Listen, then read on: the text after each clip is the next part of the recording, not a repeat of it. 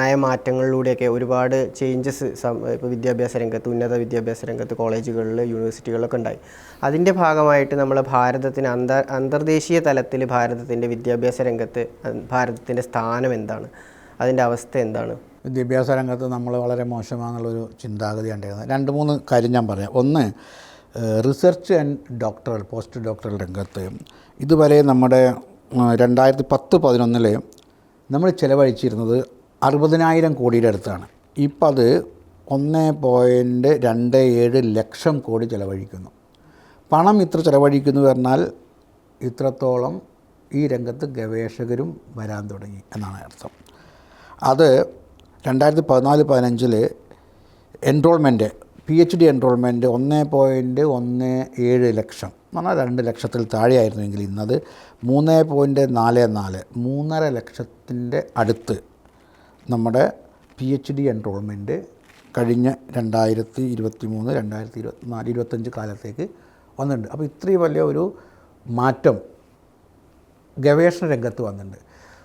നമ്മളെത്ര degree certificate നൽകി, നമ്മളെത്ര കുട്ടികൾ ഡിഗ്രിക്ക് ചേർന്നു, അതൊരു ഘടകമാണെങ്കിലും അന്താരാഷ്ട്ര തലത്തിൽ ആ രാജ്യത്തിൻ്റെ വിദ്യാഭ്യാസത്തിൻ്റെ ഗുണനിലവാരത്തെ കണക്കാക്കുമ്പോൾ ഏറ്റവും പ്രധാനപ്പെട്ടത് ഗവേഷണമാണ്.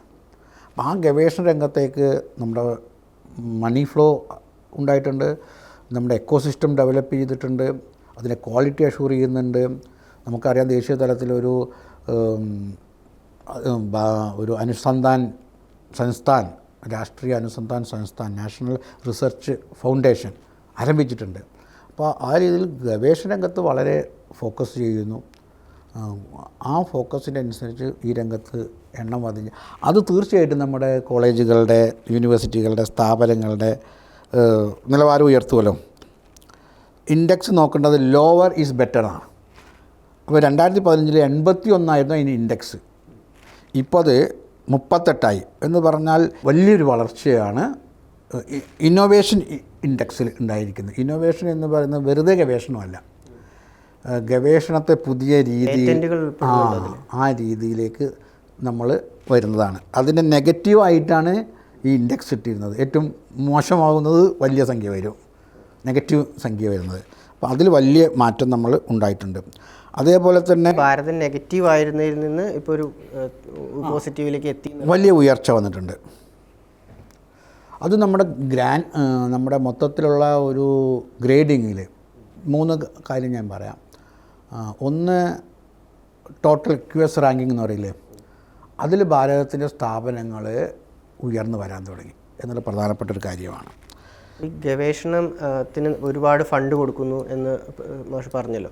അപ്പോൾ ഇപ്പോൾ ഏറ്റവും കൂടുതൽ പറയപ്പെടുന്നത് ഈ ഗവേഷണത്തിന് കൂടുതൽ പ്രാധാന്യം നൽകുന്നത് ഭാരതീയ ജ്ഞാന പരമ്പരയ്ക്കാണ്. അങ്ങനെ അതിനാണ് കൂടുതൽ ഗവേഷണത്തിന് ഫണ്ട് കൊടുക്കുന്നതെന്നുള്ള ആരോപണങ്ങളൊക്കെ വരുന്നുണ്ട്. എന്നാലും ഇനി അങ്ങനെ ആരോപണങ്ങൾ ശരിയാണെങ്കിലും അല്ലെങ്കിലും ഈ നൽകുന്ന ഫണ്ട് കൊണ്ട് അല്ലെങ്കിൽ ഈ ജ്ഞാന പരമ്പരയ്ക്ക്, ഭാരതീയ ജ്ഞാന പരമ്പരയ്ക്ക് അതിൽ ആ ഒരു മേഖലയിൽ എത്രത്തോളം വളർച്ച നമുക്ക് കൈവരിക്കാൻ കഴിഞ്ഞിട്ടുണ്ട് ഈ ഒരു ഗവേഷണ മേഖലയിലും അല്ലെങ്കിൽ വിദ്യാഭ്യാസ മേഖലയിൽ പൊതുവെ എടുക്കുമ്പോൾ? മറ്റു 2 നയങ്ങളിൽ നിന്നും വ്യത്യസ്തമായിട്ട് കാണുന്നത് ഈ പുതിയ നയത്തിൻ്റെ ഒരു ഭാരതത്തെ കേന്ദ്രീകരിച്ചിട്ടുണ്ടാണ് എല്ലാ വിഷയത്തെയും. അത് ബാലവാടികയിൽ കുട്ടിയെ പഠിപ്പിക്കേണ്ടത് അക്ഷരമല്ല എന്നുള്ള കാഴ്ചപ്പാടിൽ നിന്നും ഏറ്റവും ഉയർന്ന തലത്തിൽ ഗവേഷണ രംഗത്ത് എന്താണ് വേണ്ടത് അതോടൊക്കെ വരുമ്പോഴാണ് ഭാരതീയ ചിന്ത വരുന്നത്. അതുകൊണ്ട് എല്ലാ തലത്തിലും ഈ ഭാരതീയ ജ്ഞാന പരമ്പരയെ, ഭാരതീയ ചിന്തയെ, ദർശനത്തെ ഉപയോഗിച്ചിട്ടുണ്ട്. അതിൽ ഏറ്റവും പ്രധാനപ്പെട്ടത് 91 ഭാരതീയ ജ്ഞാന പരമ്പര കേന്ദ്രങ്ങൾ ഭാരതത്തിൻ്റെ വിവിധ ഭാഗങ്ങളിൽ. ഇപ്പം നിങ്ങൾ നേരത്തെ കളരിയെക്കുറിച്ച് പറഞ്ഞു, യോഗയെക്കുറിച്ച് പറഞ്ഞു, ഗണിതത്തെക്കുറിച്ച് പറഞ്ഞു. ഇങ്ങനെ ഭാരതത്തിൻ്റെ ജ്ഞാന പാരമ്പര്യം സംരക്ഷിച്ചു പോരുന്ന, ഔപചാരികമായിട്ട് ബ്രിട്ടീഷ് വിദ്യാഭ്യാസം വന്നപ്പോൾ തകർന്നു പോയത്, എന്നാൽ നമ്മുടെ സമൂഹം ഈ നൂറ്റാണ്ടുകളോളം പാരമ്പര്യത്തെ സംരക്ഷിച്ചു പോകുന്നതിനെ ആദ്യം അംഗീകരിക്കുക, സംരക്ഷിക്കുക, പ്രോത്സാഹിപ്പിക്കുക. അപ്പോൾ അതിൽ ഇപ്പോൾ ഒന്നാമത്തെ ഘട്ടത്തിൽ 91 കേന്ദ്രങ്ങൾ അങ്ങനെ ഉണ്ടായിട്ടുണ്ട്. അതുപോലെ തന്നെ 124 കോഴ്സുകൾ, വ്യത്യസ്ത കോഴ്സുകൾ, 12 ദേശീയ സ്ഥാപനങ്ങളിലൂടെയായിട്ട് ഭാരതീയ ജ്ഞാന പരമ്പരയെ കുറിച്ച് അതിനെക്കുറിച്ചുമുള്ള കോഴ്സുകൾ തുടങ്ങിയിട്ടുണ്ട്. അതുപോലെ തന്നെ ഇൻ്റർ ഡിസിപ്ലിൻ റിസർച്ച് പ്രോജക്റ്റായിട്ട് ഇപ്പോൾ 102ഓളം വളരെ വിശാലമായിട്ട്, ഇപ്പോൾ നിങ്ങൾ നേരത്തെ പറഞ്ഞ കളരിയും സ്പോർട്സും.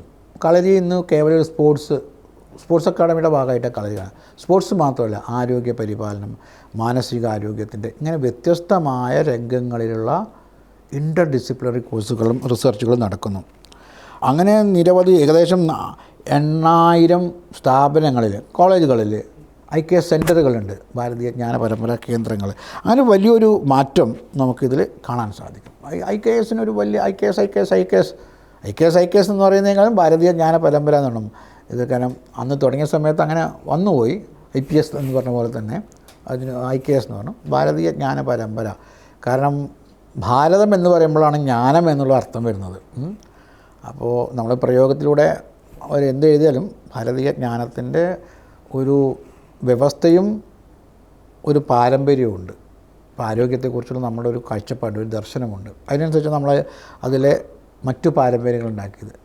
രോഗം ഉണ്ടായിട്ട് ചികിത്സിക്കുകയല്ല, രോഗം ഉണ്ടാകാതിരിക്കുക, ആരോഗ്യമുള്ള ജീവിതം ഉണ്ടാകുക. ഒപ്പം തന്നെ മറ്റു പല കാര്യങ്ങളും, രോഗം വന്നാൽ ചികിത്സ അതിൻ്റെ ഭാഗമാണ്. പക്ഷേ ഒന്നാമത്തെ കാര്യം രോഗം വരാതിരിക്കാനുള്ള ഒരു ആരോഗ്യം ഉണ്ടാക്കുക. ലോകാ സമസ്ത സുഖിനോ പോകുന്നു.